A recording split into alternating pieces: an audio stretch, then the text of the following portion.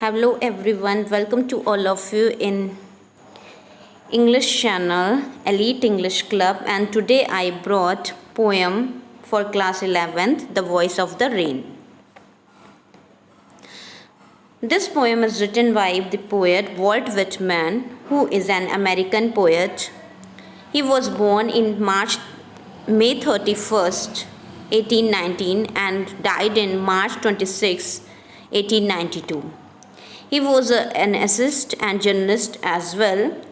As a humanist, he was a part of the transition between transcendentalism and realism, incorporating both views in his work.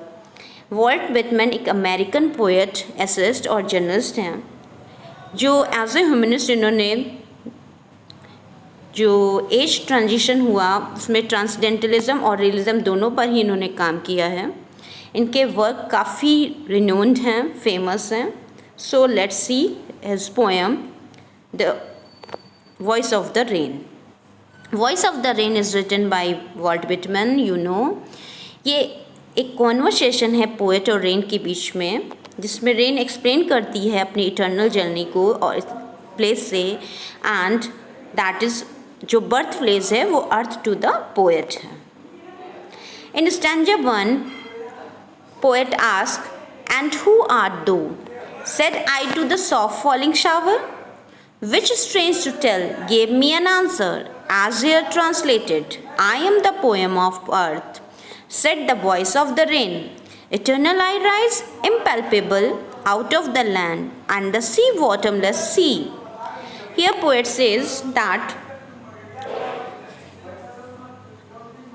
"Who are you, soft falling shower?" तुम कौन हो soft falling shower? तब rain reply देती है जो कि बहुत ही strange है. वो कहती है, "आई am the poem of the अर्थ." मैं अर्थ की कविता हूँ और मैं अनएंडिंग कविता हूँ जो कि जिसका जन्म अर्थ से हुआ है और वो बॉटमलेस सी की और अर्थ से एक वेपर के रूप में ऊपर जाती है, भाप के रूप में ऊपर जाती है. अपवर्ड टू हेवन, ऊपर सीधे आसमान की तरफ जाती है. वेंस वेगली फॉर्म्ड, जो कि अस्पष्ट फॉर्म लेकर कभी वेपर के रूप में, कभी क्लाउड के रूप में ऊपर जाती है. And I descend all together changed, और वो निरंतर अपना आकार चेंज करती है, फिर भी वो सेम होती है. आई डिसेंड टू लेव द ड्रॉट्स, मैं दोबारा नीचे आती हूँ. डिसेंड मतलब नीचे आना. टू वॉश द ड्रॉट्स, जो सूखा है उसको वॉश करने, उसे नहलाने. Atomises dust layers of the globe, और जो ग्लोब पर डस्ट पार्टिकल्स हैं उनको रिमूव करने. And all that in them without me were seeds only, और इस सॉइल में जो भी अनबोर्न सीड्स हैं, बरीड सीड्स हैं, उनमें मैं लाइफ देने आती हूँ. Because without me they will be always unborn. So this is very important. And for ever by day and night I give back life to my own origin.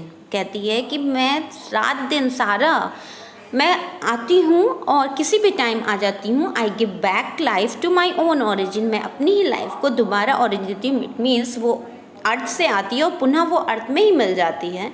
And make pure and beautify it, और अर्थ को वो pure और beautify करती है.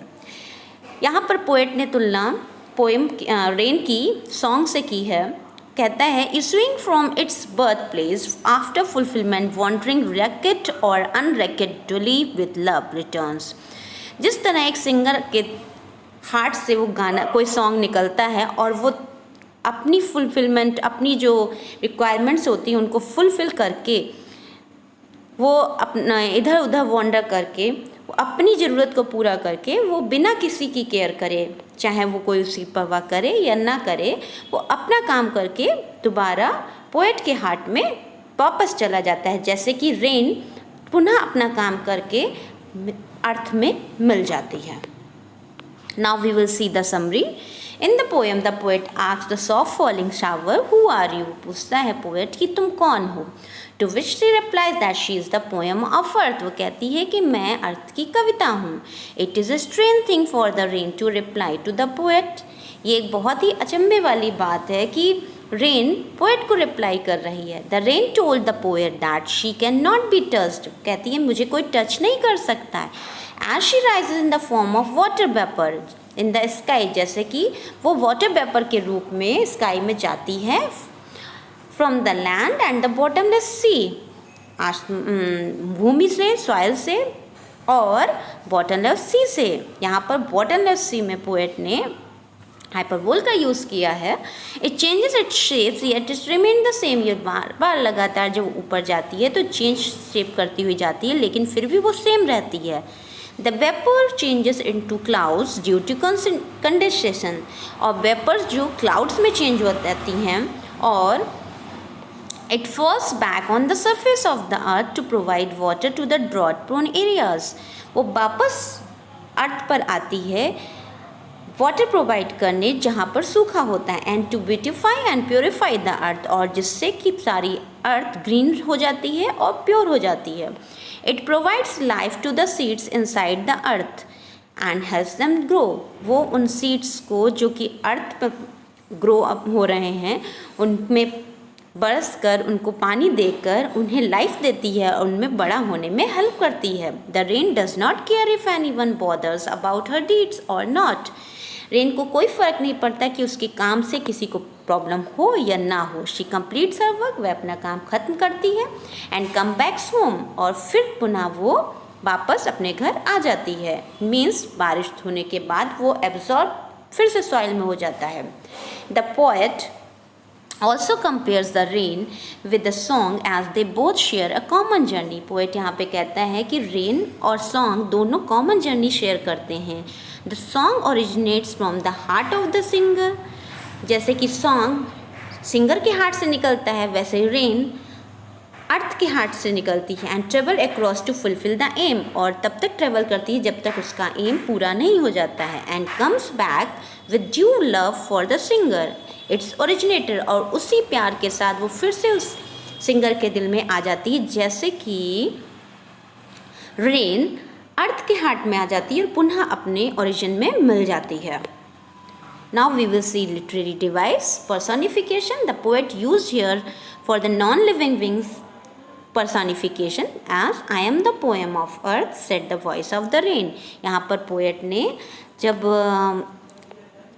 अर्थ rain से question arise किया है तो रेन ने एक ह्यूमन बींग के रूप में उसे जवाब दिया है, इसलिए पर्सोनिफिकेशन का पोएट ने यहाँ यूज़ किया है।